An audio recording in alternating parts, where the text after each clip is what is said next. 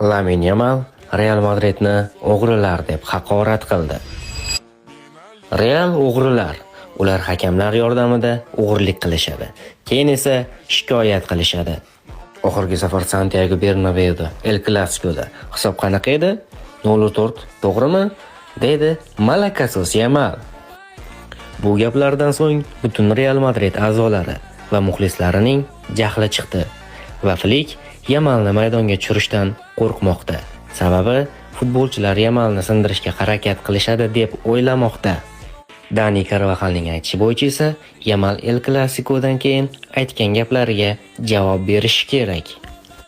Ushbu Super El Clasico'ni tomosha qilish uchun esa sizlarga ajoyib tavsiyamiz bor. Bizning Telegram kanalimizda sifatli translyatsiya orqali tomosha qilishdan tashqari madridistlar bilan muhokama qilish imkoniyatingiz bor. Kanalimiz havolasi profil opisaniyasida. Hoziroq qo'shilib oling.